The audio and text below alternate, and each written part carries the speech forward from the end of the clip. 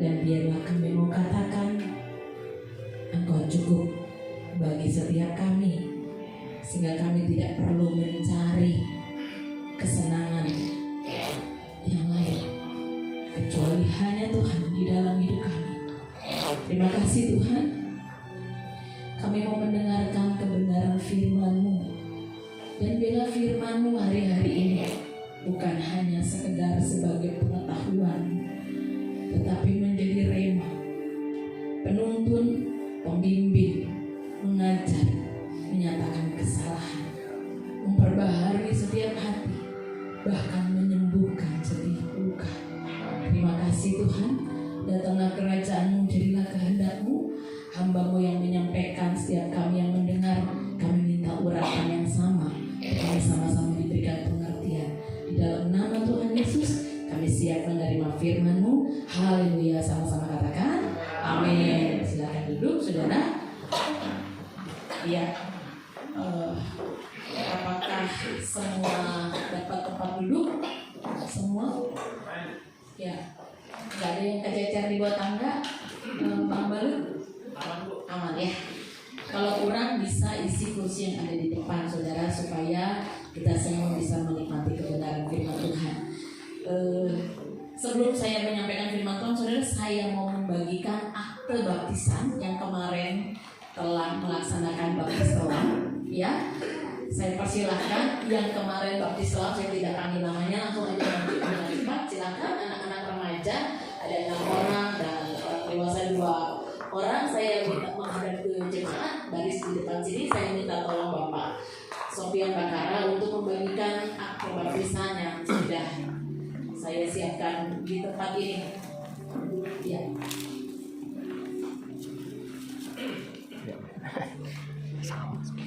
Ada nama-namanya Pak?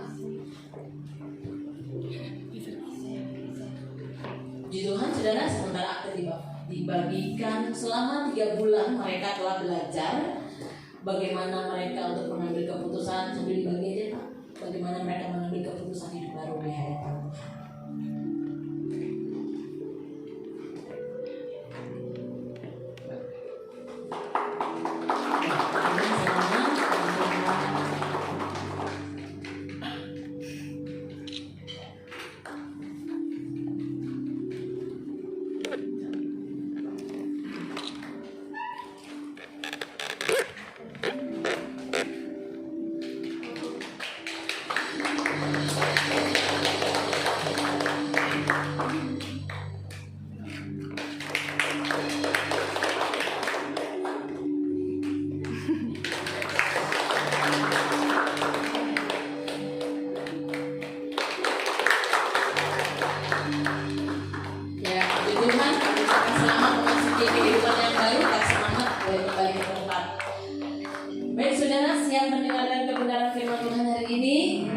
Baik, kemarin komitmen anak-anak remaja juga selama ibadah mereka akan bijak menggunakan handphone suci, yaitu tidak bermain game selama ibadah dan juga tidak membuka pesan-pesan masuk atau iklan-iklan yang lewat, supaya kita khusus ya 45 menit firman Tuhan disampaikan bisa kita dapatkan ya.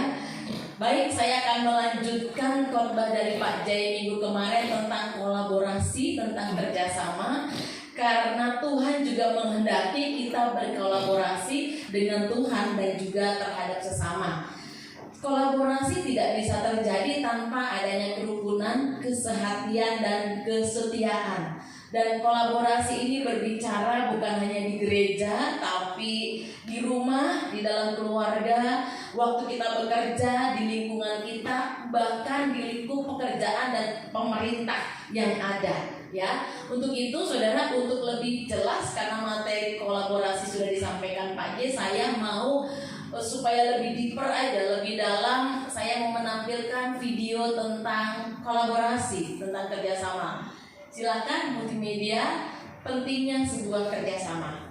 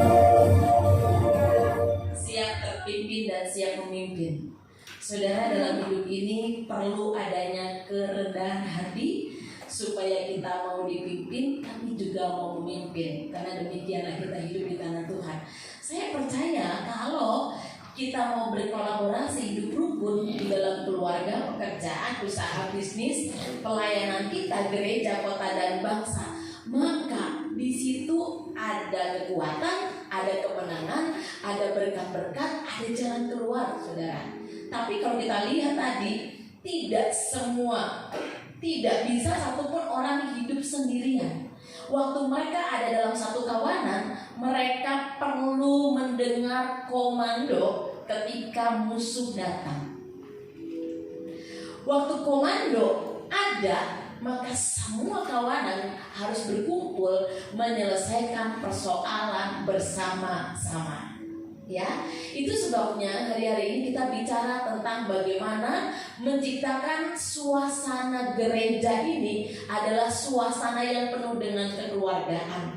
Sekalipun kita beda suku, beda latar belakang, banyak sekali perbedaan, bahkan banyak masalah yang kita hadapi, tapi kita punya Tuhan yang sama-sama mengasihi kita. Kalau kita bisa bekerja sama, menerima perbedaan, kekurangan, kelemahan satu sama lain, kita adalah satu prajurit Kristus yang kuat, yang tidak bisa dialahkan, saudara.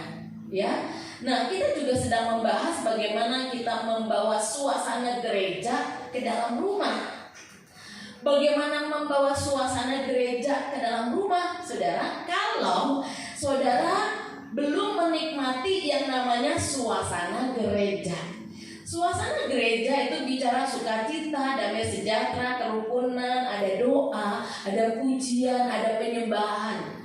Kalau saudara juga membawa suasana itu ke dalam rumah saudara, ada doa, ada pujian, penyembahan, maka rumah saudara menghadirkan surga.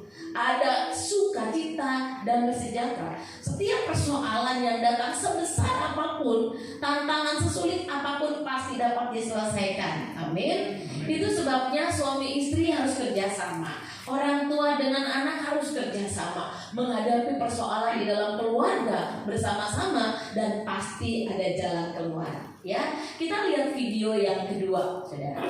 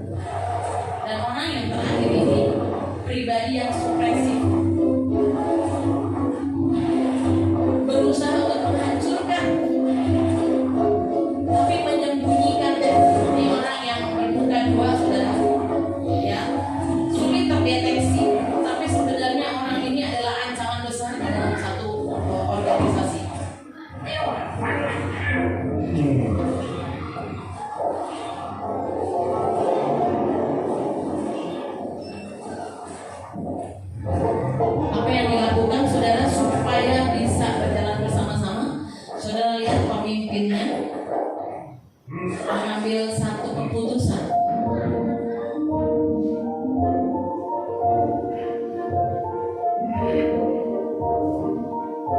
supaya membantu tim lebih aman, stabil, dan lebih produktif. Nah, inilah contoh kerjasama yang betul, saudara. Tidak ada perkelahian, tidak ada perselisihan,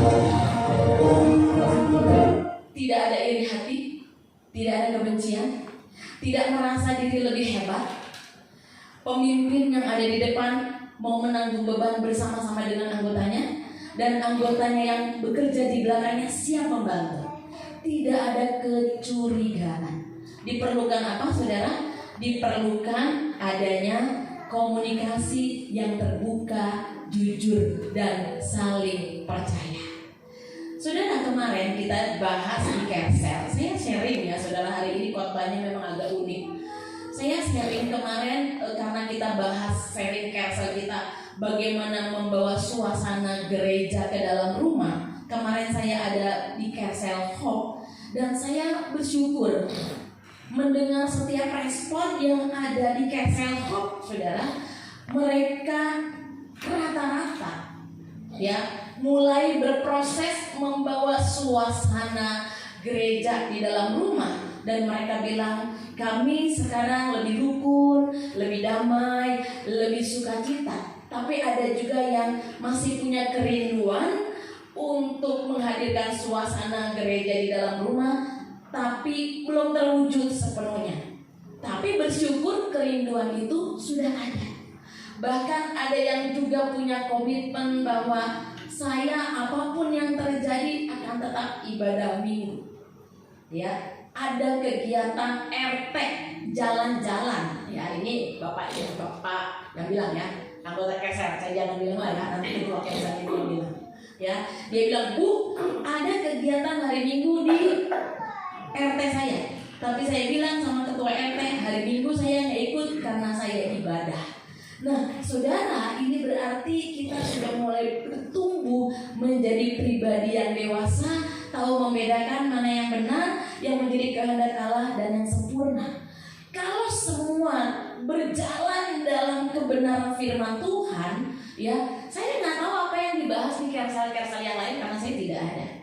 Kalau udah sampai materi membawa suasana gereja ke dalam rumah, tapi di dalam rumah masih ada yang sakit hati, kecewa, tersinggung, dan saudara masih bahas itu di kersal, menurut saya saudara tidak mengerti firman yang disampaikan minggu-minggu ini. Karena waktu kita dengar firman Tuhan, kita harus berproses.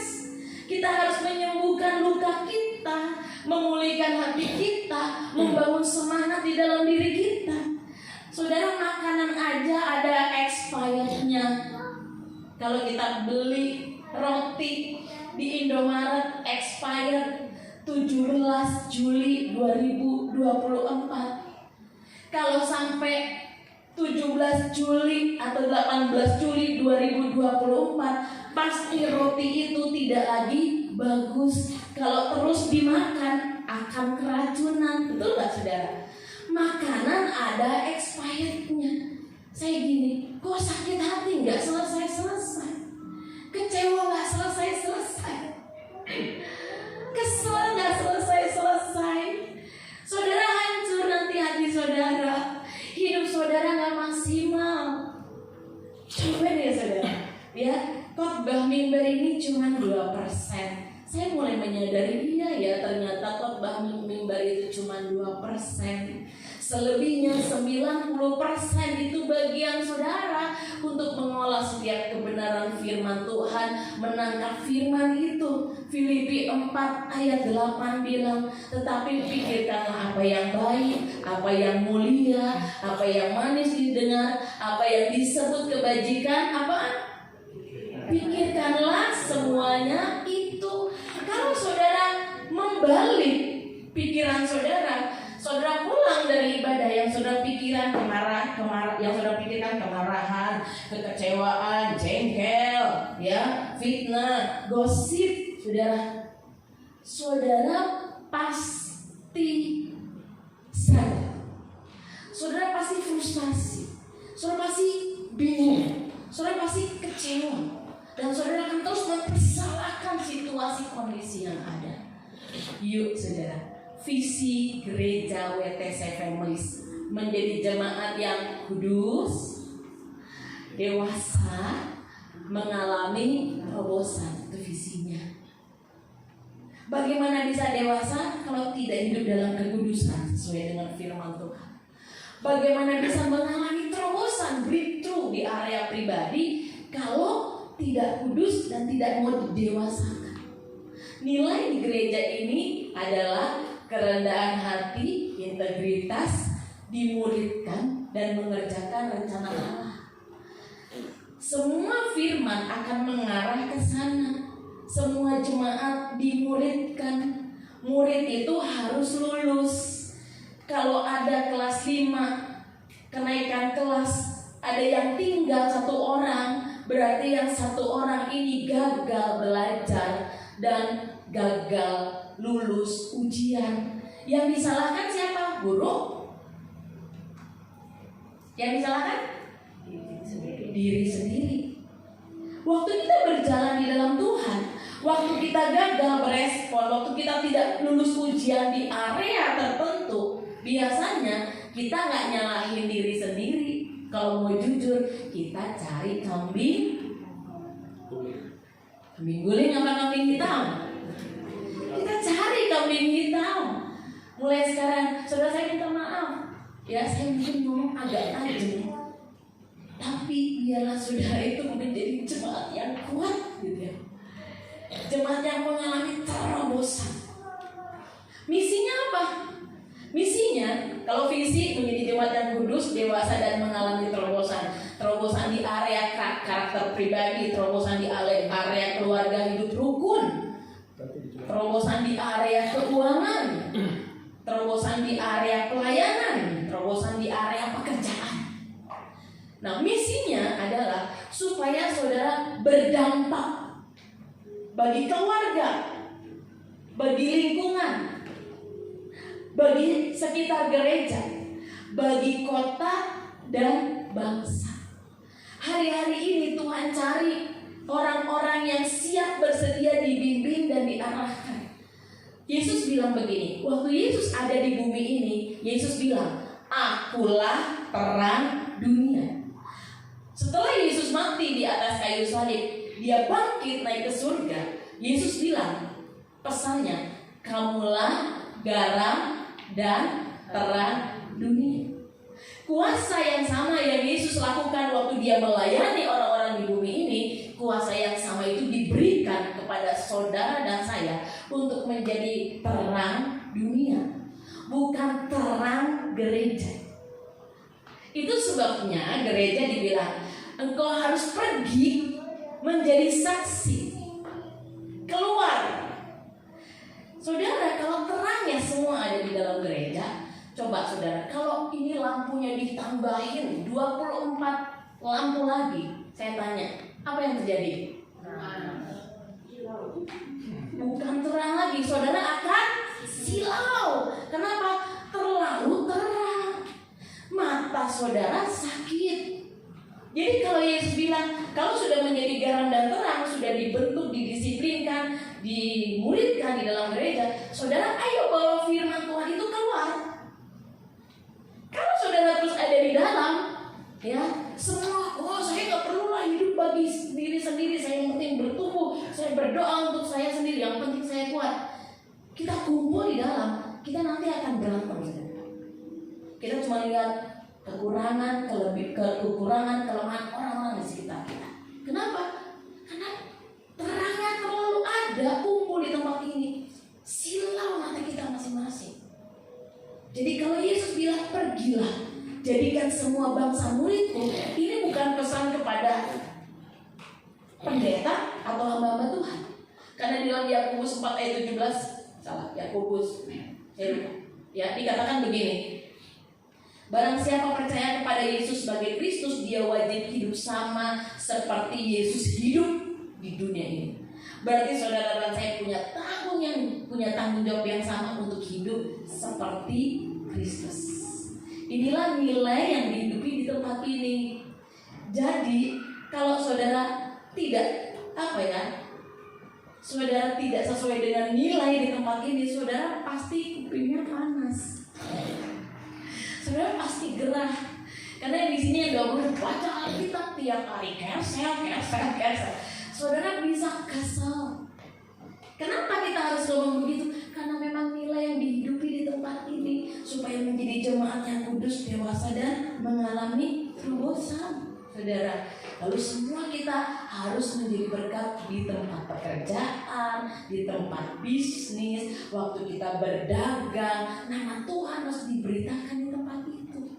Saudara nanti lihat ada resource dari surga turun atas hidup kita. Apa yang tidak mungkin menjadi mungkin. Gambar terakhir. Nah, ini saudara, ya.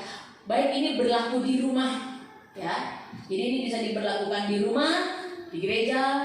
Kalau kita pemimpin, owner, ini juga berlaku. Dan sebenarnya ini juga yang harus berlaku di dalam kota dan pemerintahan kita. Ya, perbedaannya bos dengan leader, sama-sama memimpin, saudara. Tetapi kalau bos, bebannya itu yang narik anggotanya. Pemimpinnya di belakang ngomong doang. Dia nggak tahu rasanya sakit pikul beban. Dia cuma marah, ngoceh, menyalahkan orang-orang yang bekerja di bawahnya. Itu bos. Yang Tuhan mau kita menjadi leader. Leader itu adanya bisa di depan waktu menarik tanggung jawab bersama-sama. Leader itu dia mengetahui apa yang harus dikerjakan, dia menunjukkan jalan yang harus dilewati, tapi dia juga ada di jalan itu. Itulah kepemimpinan Yesus waktu ada di bumi ini. Yesus bilang, "Akulah jalan, kebenaran, dan kehidupan." Tapi Yesus juga melakukan apa yang menjadi kehendak Bapa. Yesus juga siap menderita. Yesus juga mengerjakan apa yang ditugaskan oleh Bapaknya. Dia gak jadi bos, tapi dia menjadi leader. Dia tahu rasanya sakit. Makanya dia bilang, dalam kelemahan-kelemahan kita, Yesus tahu. Karena dia juga pernah lapar. Ya, dia pernah juga merasakan dihina, difitnah, diludahi, ditampar. Dia ngalamin itu. Ya. Itu sebabnya Yesus bilang begini, "Marilah datang kepadaku, engkau yang letih lesu dan berbeban berat." Kenapa Yesus ngomong begitu? Karena Yesus tahu rasanya letih lesu, tahu. Yesus itu Allah, tapi dia juga manusia. Bagaimana ceritanya? Kita tidak bisa memahami 100% tentang keilahian Allah dan manusia, saudara. Bagian kita menerima itu dengan iman. Jadi Yesus tahu bagaimana rasanya letih lesu. Waktu di Taman Getsemani dia bergumul sampai darah, keringatnya itu mengeluarkan darah. Apakah saudara pernah bergumul karena kebenaran sampai keringat saudara keluar darah? Sepertinya belum pernah. Belum apa-apa saudara udah nangis bombay. Kalau bawang bombay enak untuk mie ayam. Tapi kalau nangis bombay bukan karena merasakan hadirat Tuhan, tapi nangis bombay karena disakiti. Ayo kita berproses, saudara. Punya mental pemenang. Badan saudara boleh kecil kayak Pak, tapi roh saudara harus perkasa. Amin, saudara. Amin. Iya, perkasa. Ditegur siap, dididik siap, dimarahin siap. Kalau dimarahin itu kebenaran. Jadi pemimpin yang di depan karena bebannya berat banget. Ada yang betul-betul bantu, ada yang pura-pura bantu, ada yang cari muka, nimpuk lagi ke depannya. Ini bisa gambaran gereja hari ini, saudara. Saya nggak tahu saudara nomor berapa. Nomor 1, nomor 2, nomor 3 yang sambil megang apa tuh ada kupu-kupu lewat. Atau saudara ada yang naik di roda, naik turun. Atau saudara yang berada di belakang. Kayaknya ngebantu, padahal ngancurin. Ini susah diprediksi. Itu sebabnya gereja harus menghadirkan Tuhan. Untuk apa? Untuk membimbing semua jemaatnya hidup takut Tuhan. Soalnya saya nggak tahu apakah saya harus menyampaikan firman yang lanjutan minggu kemarin, tapi saya mau melepaskan apa yang Roh Kudus mau bicara hari ini. Gereja harus menghadirkan Tuhan supaya setiap jemaatnya hidup takut.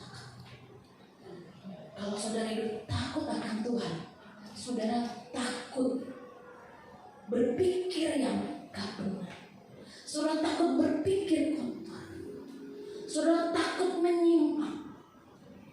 Saudara punya ketakutan, bukan takut setan, tapi takut Tuhan. Saudara akan menghormati Tuhan di mana aja saudara berada. Itu orang takut Tuhan. Saudara bisa mengontrol emosi saudara. Saudara tanya saya, ibu udah sempurna belum? Belum. Saya juga punya pengalaman jatuh bangun. Kadang kadang-kadang kesetiaan saya juga harus diuji. Tapi saya belajar dengan kekuatan Roh Kudus yang bersama-sama dengan kita, semua kita bisa lulus. Ayo, keluarga-keluarga yang rasanya berat banget menjalankan rumah tangganya, pikul beban bersama-sama. Jangan saling menyalahkan.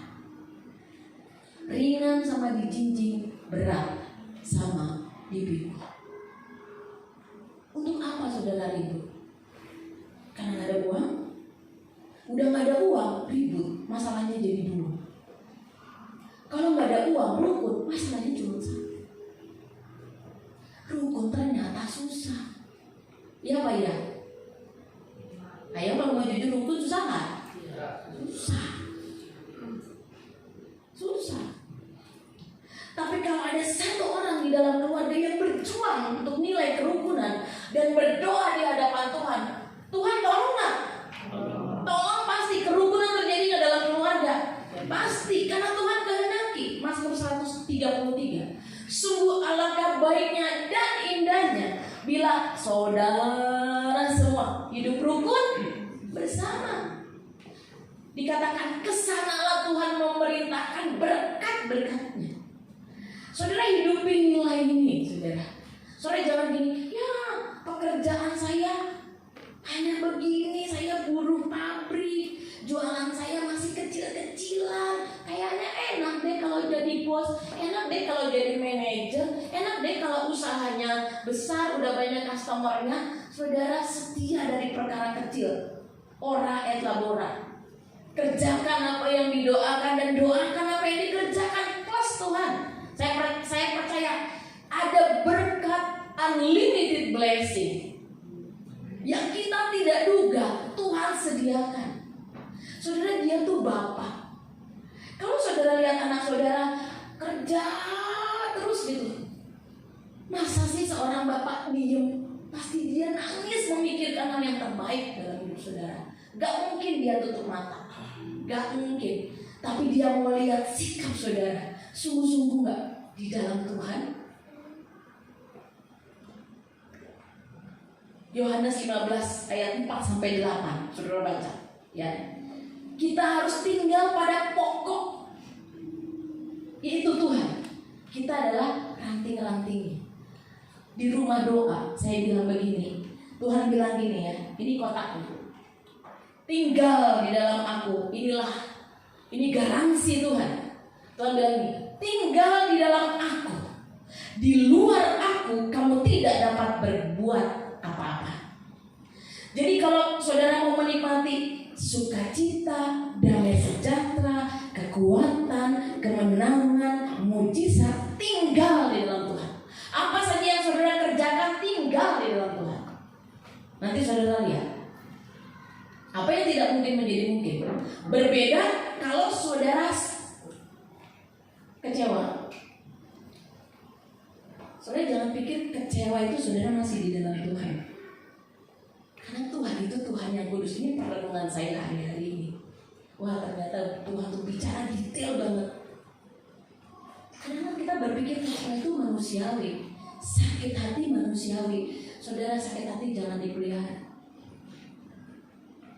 Udah masa expired, nanti saudara keracunan. Selesaikan. Ya, makanan ada expirednya. Kalau saudara ambil terus aja rusak. Waktu saudara kecewa, sakit hati, putus asa. Bahkan firman Tuhan hari ini di SMA tentang apa? Malas. Biasanya saya jarang nge-share pesan gembala di Sabtu dan Minggu. Tapi nggak tahu, pokoknya saya lagi suka, saya baca dulu. Ternyata ya tentang kemalasan. Jangan malas. Malas, saudara pikir biasa.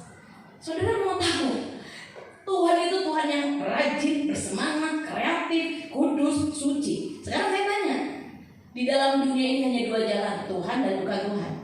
Malas adanya di sini apa di sini? Oke, saya bilang kiri kanan ya. Saudara di sini bingung ya. Ya, malas tempatnya di dalam atau di luar? Di luar. Kecewa di dalam apa di luar? Putus asa di dalam atau di luar? Menyalahkan orang lain di dalam atau di luar? Saudara tambahin sendiri apa yang saudara rasakan. Bertengkar di dalam apa di luar? Di luar. Itu sebabnya banyak orang Kristen stres, jengkel, hatinya rusak. Tuhan itu, saya kadang-kadang menggambarkan, jangan-jangan Tuhan tuh udah nangis. Ya apa sih kalau Tuhan orang Jawa ya Bu Maria? Ya apa sih anak-anakku piye gitu. Kok gak iso tau ngerti-ngerti? Podo ae. Wes jaman saiki. Nanti Maria pakai bahasa Batak. Yang pakai bisa Mandarin pakai bahasa Mandarin. Dia itu bapak. Sekarang gini, saudara kalau punya anak saudara disuruh belajar, ayo nak belajar, terus dia nggak mau, saudara betul nggak? Kalau udah waktunya tidur, saudara bilang gini, Ucap tidur, dia nggak mau tidur, saudara gimana? Marah nggak? Sama, Tuhan bilang gini, ayo doa. Ini pesan yang saya dapat dari malam. Jadi karena saya sambil nyuci, saudara, saya udah doa, udah persiapan, materi udah semua beres. Sambil nyuci saya bilang gini, oke lah, saya pengen tahu rasanya main game. Saya bukan orang yang keterikatan game, betulan, ya pengen tahu. Saya bilang gini, oke, saya batasi waktu 1 jam sambil giling pakaian, ya 1 jam. Ternyata saya lihat jam kurang 10 menit levelnya naik, saudara, ya. Terus, dia 1,5 jam. Saya jadi tahu ternyata tidak mudah melarang anak kita waktu main game, suruh berhenti. Saya jadi tahu, tapi harus tahu dan harus dikasih tahu. Oh kayak gini rasanya, pantesan. Salah, 1,5 jam, ya udah jam 12 sudah. Jam setengah 12. Terus levelnya naik terus, dapat bonus. Kami lagi 15 menit, parah loh sudah. Terus Tuhan bilang gini, doa, minta Tuhan, main game, doa. Tak, tiba-tiba saya gini, tahu nggak? Kalau kamu nyuruh anakmu suruh angkat piring di kamar dan piring itu nggak diangkat-angkat, dibiarkan 2 hari di situ, kamu marah nggak? Marah. Kenapa? Karena nggak segera dilakukan. Demikian aku, lalu saya keluar dari game. Saya tahu Tuhan sendiri. Yang kecil-kecil gini loh, kita tuh suka kepleset, betul nggak? Tuhan tuh mau tes kita tuh nurut atau enggak dari hal-hal yang kecil. Nurut enggak? Nah kita tuh kadang mengabaikan hal-hal yang begini-begini, saudara. Ya. Jadi kembali lagi ke malas. Malas ternyata kita sedang berada di luar Tuhan. Saya bagi begini. Biasanya kalau orang malas kita tegur, orang malasnya marah. Betul nggak? Jadi kalau sekarang ada yang malas, ditegur, jangan. Anak-anak pemuda, anak remaja, kalau ditegur sama mamanya jangan malas, dia malas karena malas, jangan. Kok diem ya anak muda ya? Jangan marah. Kenapa marah? Ego. Bener nggak? Karena ego. Apaan sih lu ngurus-ngurus gue sendiri kagak nyusahin. Itu ego loh, bener. Aduh Tuhan ampun. Ya, Tuhan itu ternyata yang perintil-perintil Tuhan perhatikan. Jadi memang betul-betul kita sedang diarahkan menjadi jemaat yang kudus, dewasa. Mulai sekarang jangan malas berdoa. Malas berdoa di dalam atau di luar? Malas baca Alkitab di dalam atau di luar? Malas kerja di dalam atau di luar? Malas KPS di luar atau di dalam? Saudara tambahin. Kenapa Tuhan bilang belajar dari semut? Karena ternyata kalau malas itu kita biarkan berlarut-larut. Ibu pernah malas? Pernah. Tapi kalau malas itu menjadi habit, gaya hidup, itu yang berbahaya. Ya, Semua kita pasti pernah malas lah ya. Menunda nyuci malas, pernah saya. Tapi jangan sampai jadi gaya hidup, itu maksudnya ya. Karena kalau menjadi gaya hidup terkenal malas, sikabayan. Ayo terkenal apanya? Yang zaman saya, anak sekarang pasti nggak tahu Kabayan. Yang angkatan kelahiran 69, halo ngerti film Kabayan? Si Kabayan terkenal apanya? Malas. Ya kan? Si Kabayan mau ngelamar si Hitung.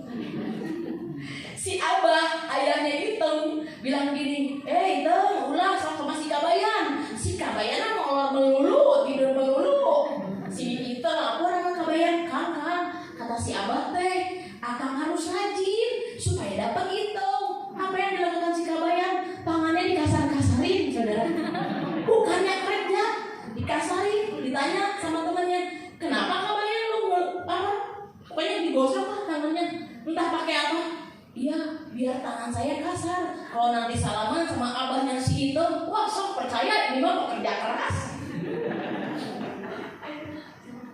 Kan? Ada loh cerita-cerita tentang hidup. Kalau orang malas itu potensi maksimalnya nggak muncul. Ngambil jalan pintas iya. Cari enak. Jadi sekarang kalau kerja ya rajin. Doa yang tekun.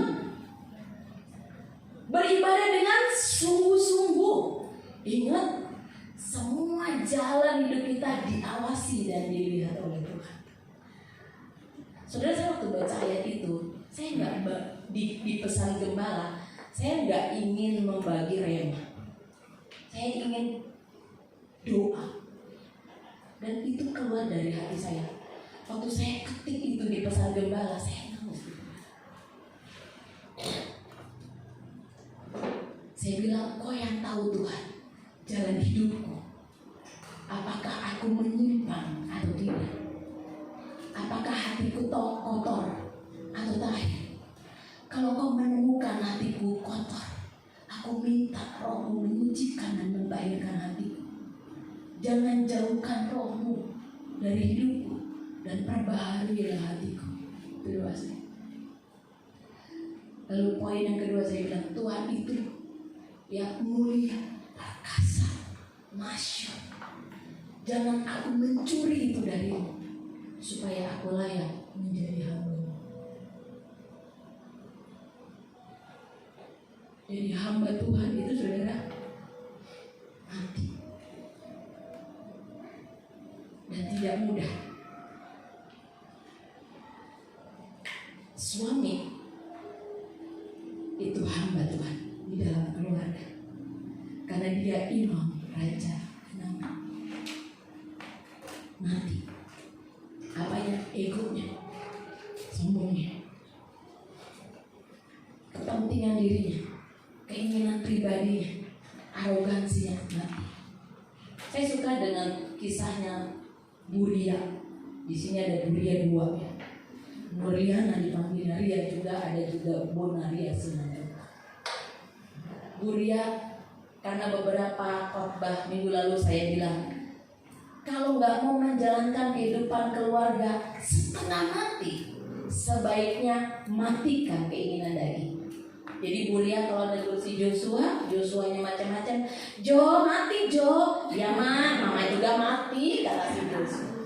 Nanti kalau Burianya agak kurang tepat, si Joshua bilang, mati ya Jo mati. Saya pikir bercanda-bercanda itu bercanda-bercanda keren dan saling mengingatkan. Coba deh sekarang itu menjadi gaya hidup kita, supaya ada yang hidup dimatiin. Karena orang udah mati ditendang gak sakit. Saudara mau mati bersama-sama dengan saya? Mati ya orang-orang. Saudara mau mati?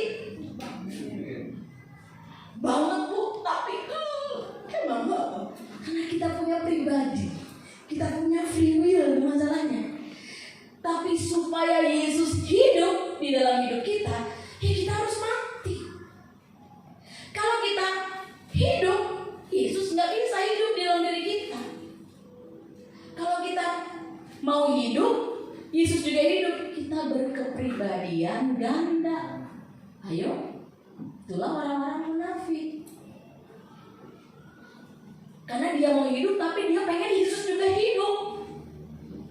Banyak nggak orang yang begini? Punya pribadi ganda. Kalau suasananya baik-baik aja, dia baik. Begitu di tengah jalan mobilnya keserempet turun. Heh, ayo, aduh saya berdoa lari di tempat. Saudara, ada Tuhan yang melihat. Kemarin pakai baju biru, panindo panjaitan. Urapan Tuhan turun. Saudara bersukacita, surga membackup saudara. Kesenggol di jalan, bukan jadi pendeta, tapi pendekar. Telah pinggang, marahin. Saya kalau agak misalnya ada potensi itu di Pak Jai, saya ngingetin gini, Pak, hati-hati, jangan-jangan nanti dia ke Citaraya ibadah pas yang ya, saya untuk memberikan alarm pada diri saya itu saya begitu, saudara. Hati-hati, kita nggak pernah tahu, betul nggak? Kita nggak pernah tahu. Pas lihat, bukannya kemarin nih yang di pom bensin yang ngamuk. Waduh, saudara tuh kalau melakukan transaksi ya sama orang di pasar gitu ya, ya nawar boleh. Tapi kalau sampai menimbulkan kepahitan, jangan deh. Udah lepaskan berkat aja sih 50 perak, 100 perak, 2000 gitu saudara. Jadilah pembawa damai. Jadilah dapat dipercaya. Ya. Jadi kita satu pribadinya. Pribadi Yesus aja yang munculin. Jadi orang nggak bingung. Coba kalau saudara punya kepribadian ganda, saudara bingung. Di dalamnya cewek, pakaiannya, salah ya? Cowok pakaiannya cewek. Saudara tertawa nggak ada orang begitu? Tertawa. Saudara lihat normal nggak dia? Karena rohani kita bisa begitu loh saudara. Kalau kita mau hidup, tapi kita pengen juga Yesus hidup dalam hidup kita. Yesus bilang, yo, apa sih? Ya? Jadi gimana? Mati, metong. Bahasa Batak mati apa sih? Mati. Bahasa Jawa mati?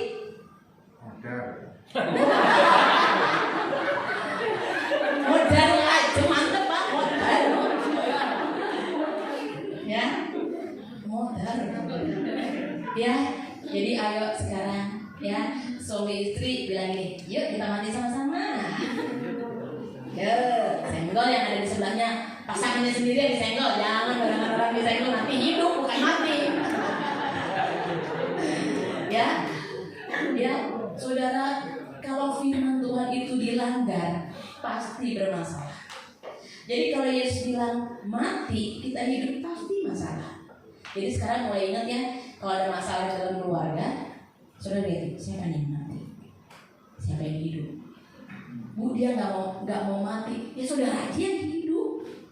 Karena ada yang bilang gini, saya udah mati Bu, tapi dia nggak mau mati. Saya cuma bilang gini, masa ada orang mati komplain? Kan ada, berarti dia belum mati, betul nggak saudara? Kan kalau gitu, saya ini padahal udah mati loh, udah, tapi dia nggak mati.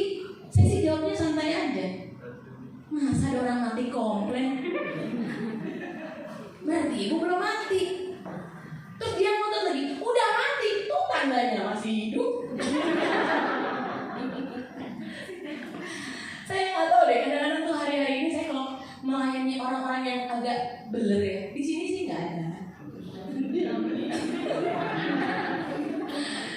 Kadang-kadang tuh saya nggak tahu ya mau disuruh doa pasti susah, disuruh ibadah juga susah. Saya waktu dia ngomong saya dengerin aja. Saya percaya kalau hikmat Tuhan satu kalimat terbuka pikirannya, karena bukan saya tapi Tuhan. Saya ngomong baru ngangguk, wah ini Tuhan pasti. Jadi memang kalau kita melayani pekerjaan Tuhan dengan hikmat, itu yang panjang urusannya, jadi pendek loh saudara. Beneran. Yuk kita minta hikmat di hadapan Tuhan. Udah 11:30 saya belum nyampein materi, dan ternyata tidak perlu materi saya karena Tuhan yang mau menyampaikan pesan. Ya, puji Tuhan, saudara. Ayo kita berkolaborasi, tinggal di dalam Tuhan dan firman-Nya hidup dalam kita. Ya, kita baca saja ayat firman Tuhan sama-sama. Yohanes